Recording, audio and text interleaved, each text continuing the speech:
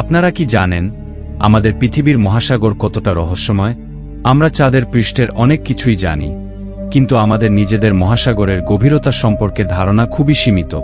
আজ আমরা নামব এক রহস্যময় জগতে, মারিয়ানা ট্রেঞ্চ, যা পৃথিবীর সবচেয়ে গভীরতম স্থান। প্রশান্ত মহাসাগরের পশ্চিম অংশে অবস্থিত এই বিশাল গভীর সমুদ্র খাতটি প্রায় 2550 কিলোমিটার দীর্ঘ এবং 69 কিলোমিটার প্রশস্ত। কিন্তু এর সবচেয়ে ভয়ঙ্কর দিক হল এর গভীরতা। চ্যালেঞ্জার ডিপ নামক সবচেয়ে গভীরতম পয়েন্টটি সমুদ্রপৃষ্ঠ থেকে প্রায় 11 কিলোমিটার গভীরে। ভাবুন তো, যদি আপনি সেখানে ডুবে যান, তাহলে আপনি মাউন্ট এভারেস্টকে পুরো উল্টো করে বসালেও সেটির চূড়া সমুদ্রপৃষ্ঠের অনেক নিচেই থাকবে।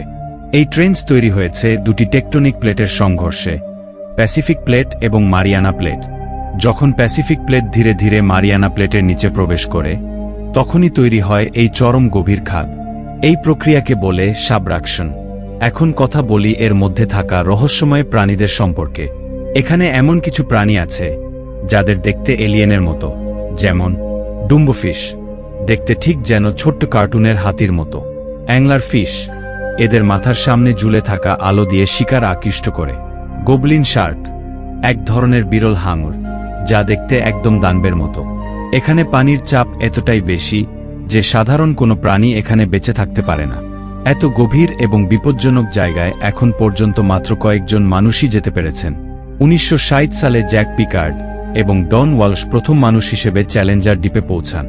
2012 সালে বিখ্যাত চলচ্চিত্র নির্মাতা জেমস ক্যামেরন একাই ডুব দেন গভীরে এবং প্রথমবারের মতো এই জগতের ভিডিও ধারণ করেন।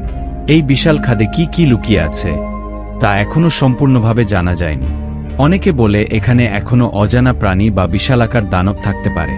এমনকি কেউ কেউ দাবি করেন এখানে ইউএফও বা ভিনগ্রহীদের গবেষণা কেন্দ্র থাকতে পারে।